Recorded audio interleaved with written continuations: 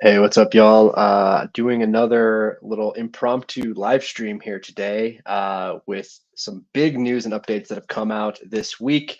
If you have been following the news at all, then you probably know that Google's I/O conference happened yesterday, and there were some big announcements, especially around SEO and AI and search in general, perhaps the way that we use the internet.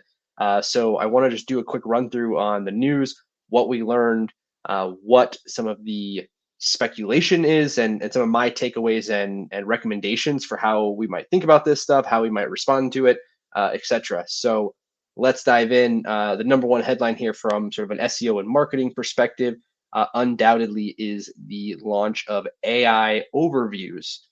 So first of all, just to be clear, Google SGE, as it was previously known, is now AI overviews. Is essentially an AI generated summary that appears at the top of your search results. So Google is crawling and indexing this content, and then it's sort of summarizing it and synthesizing it in sort of a quasi chat interface similar to ChatGPT, trying to sort of serve up that the correct answer or the information that the user is looking for without them having to actually click into any of the content or look at any of the websites.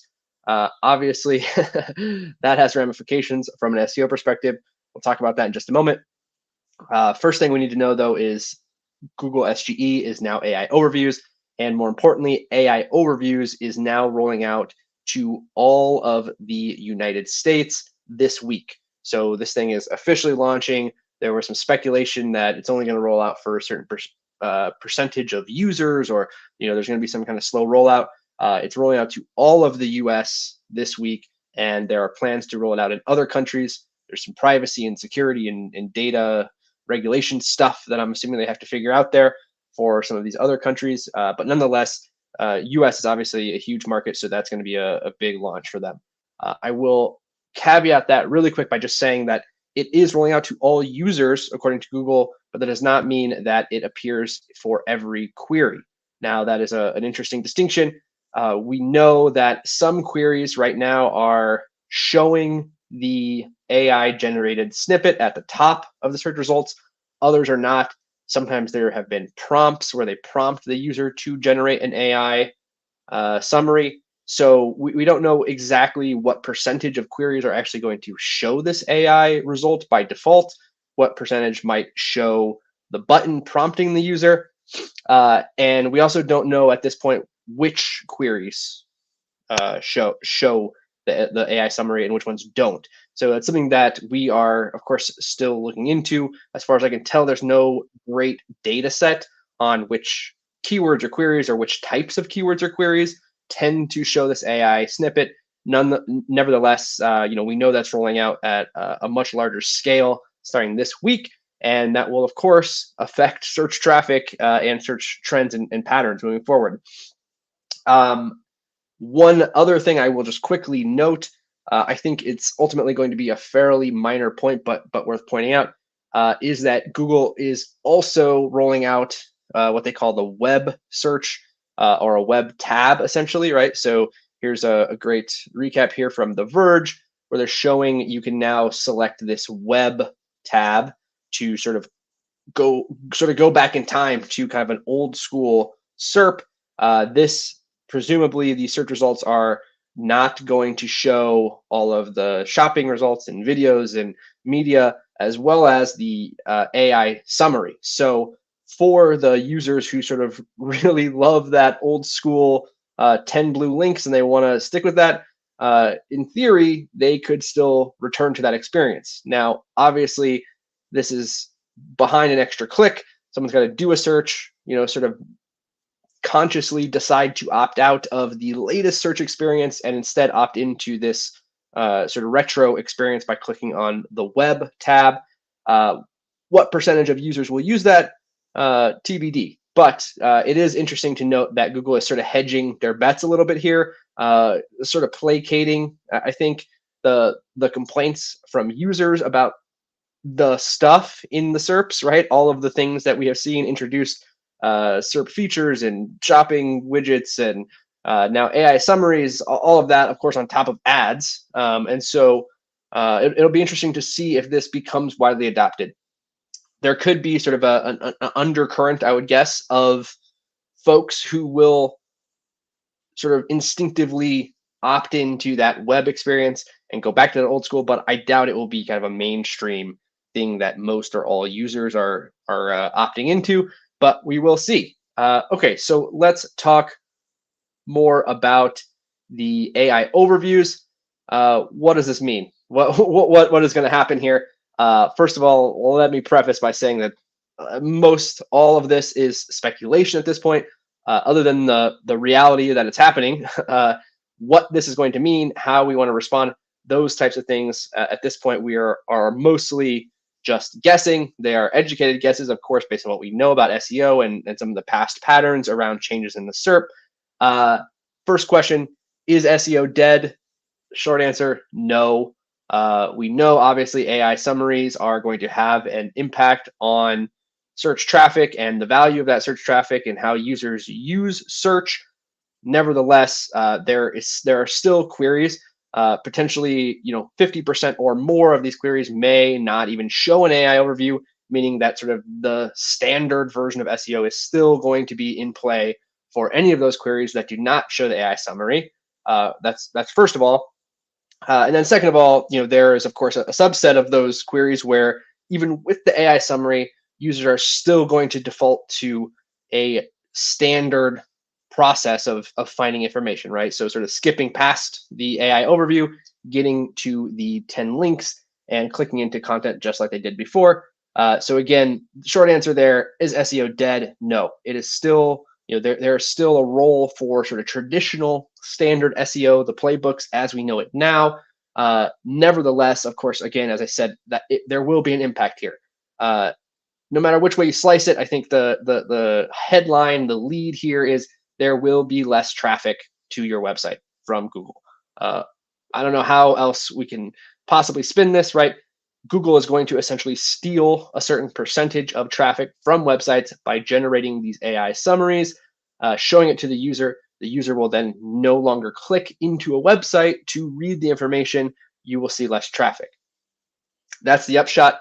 The caveat or the follow-up there is that does not necessarily mean that search is less valuable as a channel.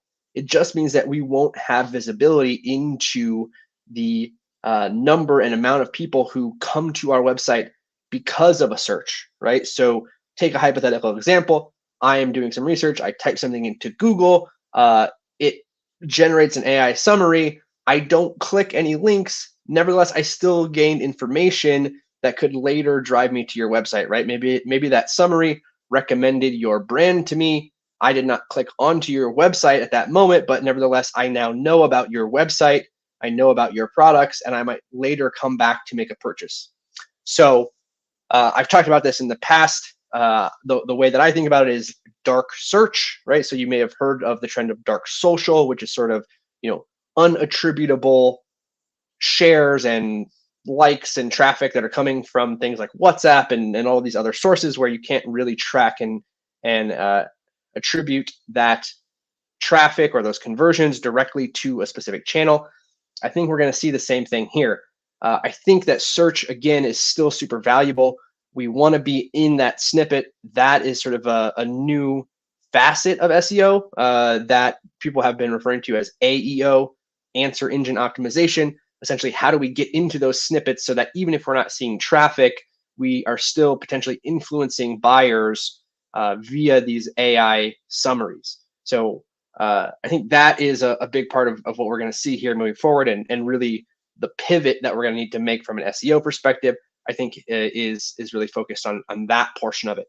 A couple of thoughts here. If you're a business, if you're a freelancer, if you're an agency, you're doing this work for clients or for your own website or your own business, I have 3 general high-level recommendations for you based on my thinking about this. Now, again, this is speculation. It's based on my personal opinion, my personal thoughts about what will happen and how this will all play out.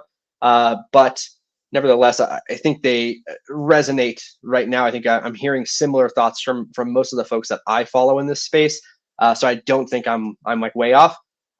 Number one, I think from a content strategy perspective, we want to think about moving down the funnel in order to continue to capture as much traffic as possible. So it should come as no surprise that the content that is going to be most susceptible to the AI overview, or is going to lose the most actual traffic to an AI overview, is going to be the highest level content, meaning like the earliest in the funnel, the most generic, the easiest for Google to simply provide an answer in the SERP, and the user to use that and go on without continuing their search journey, or clicking into an actual website.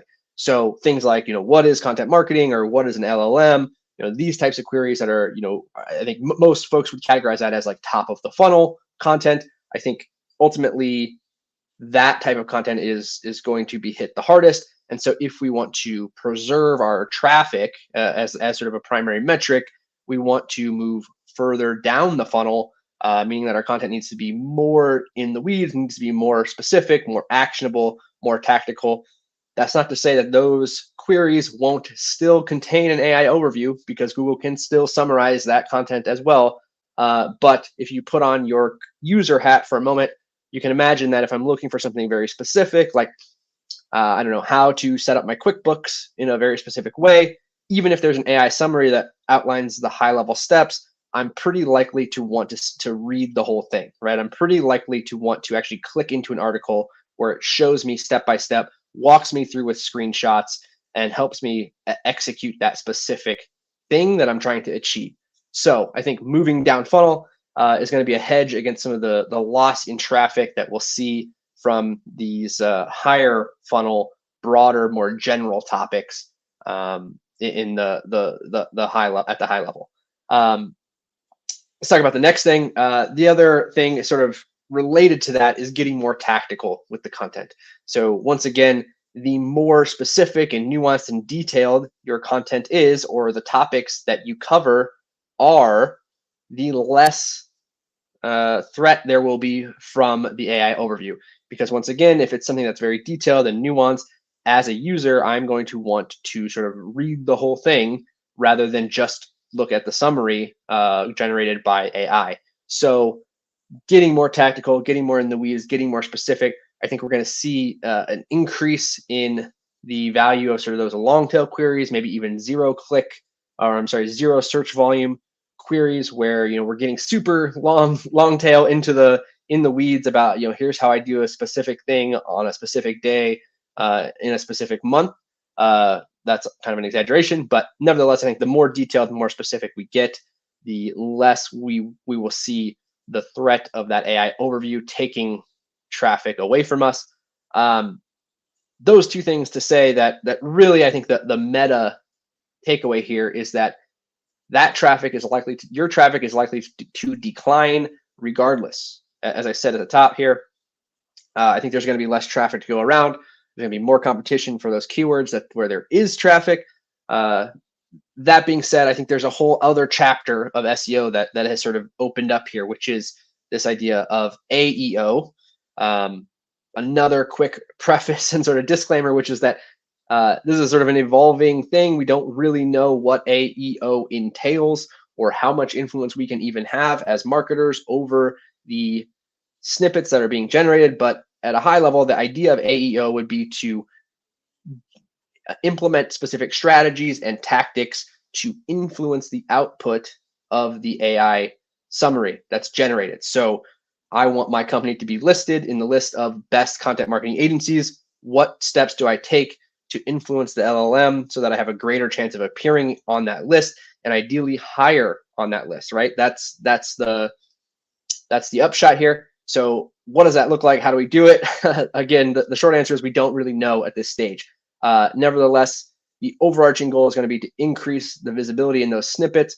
You can potentially still see some traffic from those AI overviews as well. There are often citations included.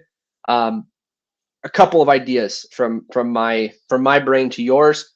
Number one, I think media and site mentions in general, right? So I think the line between SEO and sort of PR or brand marketing becomes a little bit more blurry here, because I think that the sort of overall brand presence, the number of times that your site or your company is mentioned, and obviously a part of that is still links likely.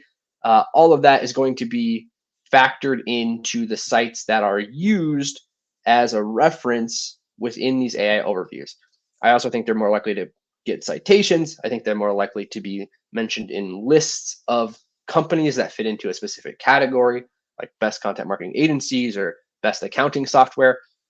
I think all of those things are going to be in play here. So, the media and the site mentions, I think, are going to be an important strategy. I think awards and things like the EAT factors, EEAT, I think those are also going to play an increased role, right? Because Google is basically parsing the internet and figuring out, hey, if I'm going to generate a snippet about this, which of these sites can I trust? And so I would have to assume that part of that is using some of these signals that they've been talking about for, I don't know, 2 or 3 years now, to try to try to determine which sites and which sources are trustworthy enough to use that information to generate their own summary.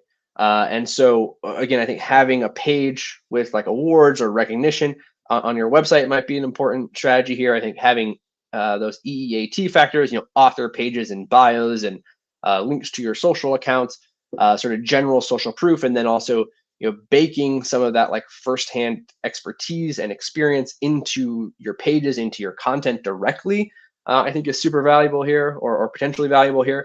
I think all of those are going to play a role.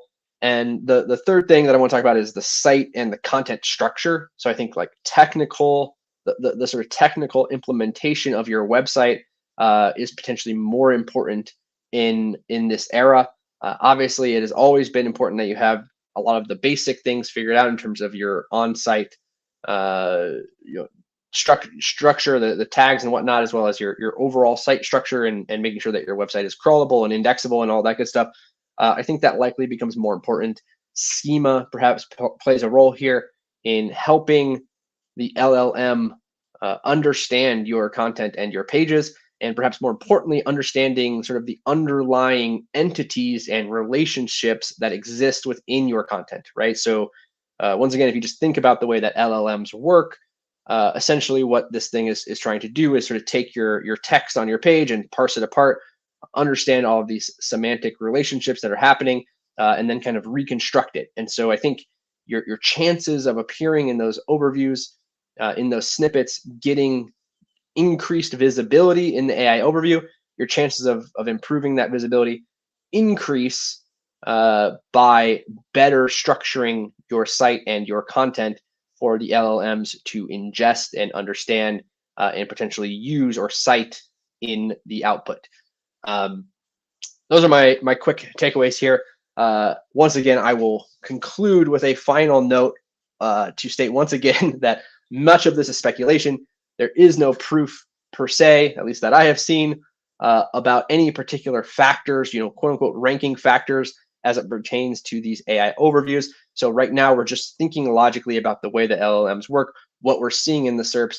There's some general studies about correlation between certain factors and the appearance of certain websites or brands in the AI overviews, but there's nothing definitive right now. We don't have strong proof or strong evidence, again, at least not that I'm aware of, that of which factors affect those outputs, or to what degree.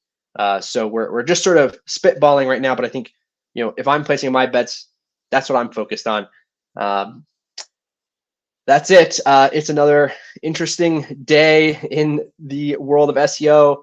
I hope y'all are surviving the shifts here. I'm gonna wrap it up there. But thanks for joining me on the stream today. Hopefully this was helpful. If you want to discuss more about this or anything else, I would love to invite you to join me in Tofu. If you're not already a member, I lost my banner here. Join tofu.co. It's a free community for content marketers, SEO folks.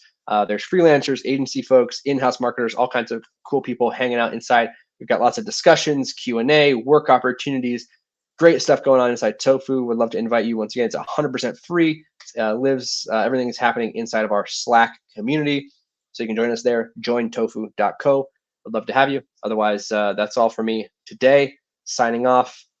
Talk to you soon. Cheers.